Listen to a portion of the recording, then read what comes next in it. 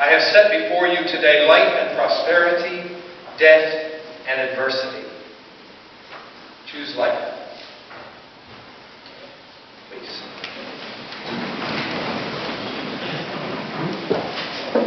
I think it was Henry Ford, the developer of the American automobile assembly line, who once said, "Whether you think you can or think you cannot, you are right." I find it a sobering thought to consider that what we think, what we believe, what we choose is what we receive. Not always in the context of our circumstances. We don't choose everything that happens to us. We don't choose those things that others might choose to do to us. I might choose to win the lottery, but that won't make it happen. I might always choose to drive safely, but it doesn't mean others will. Someone might come down with a serious disease. It doesn't mean that they've chosen it. We don't always choose the context of our circumstances, but we do choose the character of our responses. And whether we believe we can respond in a wholesome, caring, honest, decent, and life-giving manner, or whether we believe we cannot, we are right. When Jesus taught his followers how to live, it was their character that he sought to transform. Not only their actions, but their character. You see, he told them it wasn't simply enough to follow the law. Rather, they were to choose to fulfill its deeper intentions. The law says not to murder. Jesus says, choose to give no harbor to hatred. The law says not to commit adultery. Jesus says, choose to respect another. And give no harbor to untoward thoughts in your heart. The law provided for a man to divorce his wife. Jesus asked his followers to choose fairly, to consider just what such a divorce would mean to a woman who's done no harm to her husband, a divorce that would leave her with no family, no means of making a living, and no prospect to enter honorably into a new relationship. Divorce was essentially a death sentence.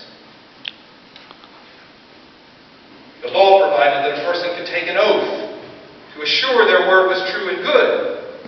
Jesus asked that we choose to honestly utter our yeses and our nos. He knew that there is no oath so strong that we cannot break it. Better to choose honesty. I suppose then that as a follower of Jesus, I am not a particularly law-abiding person. The law exists to govern our relationships in the absence of those deeper choices for truth, honesty, fidelity, decency, and love. Just law there is to force a behavior that it would be better to choose on one's own. It is something, then, beyond the law that Jesus advocates. He speaks for right relationship, for the fulfillment of the better parts of our nature, for a caring response to the context we may not have chosen, but in which we live. I mean, can it be so simple, really, as to sort of understand, just as an ordinary example, that we don't observe a speed limit to prevent us from driving as fast as we want, or because we just want to follow the law. Rather, we might observe a speed limit as a means of providing the best possible situation for everyone on the road to be safe. Is it so simple to believe that in Christ, the basis of the law becomes consideration for the well-being of others? Why not? I believe it's so. For in providing that consideration for others, we live most fully into what we are being called to be. And we find our greater satisfaction as human beings. Look, we can fight. We can strive for what we want, no matter the cost to another person. We can choose to ignore a call to decency and consideration and love. We can practice the letter of the law and never fully care for another human being. We can live in loveless marriages, angry and illicit relationships and dishonest discourse.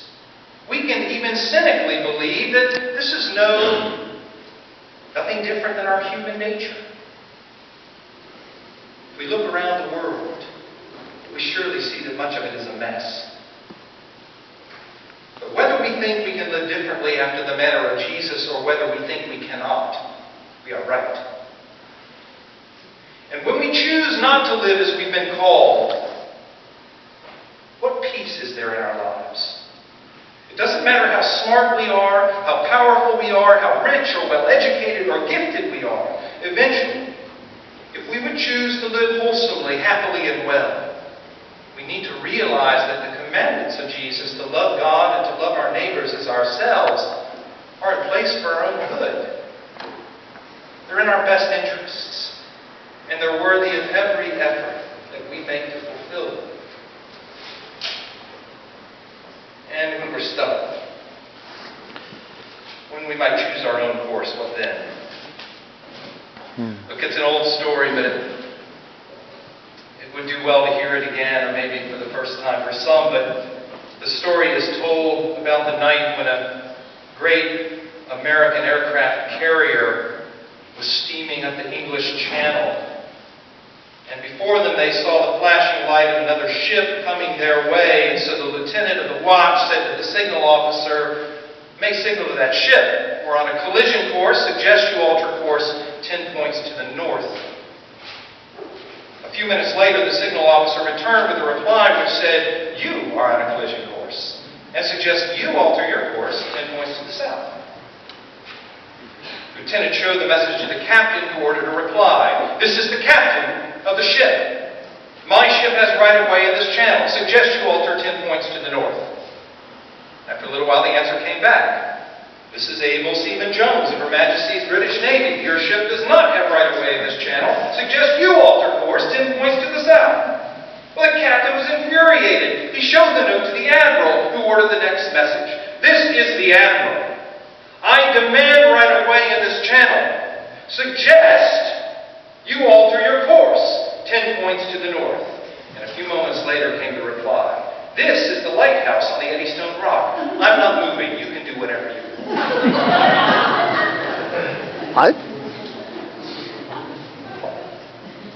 When we find that the course that we are taking causes us troubled hearts, when we perceive danger before us, when we recognize that we are acting outside of the will of God for our lives, perhaps it's our hearts that need to alter course.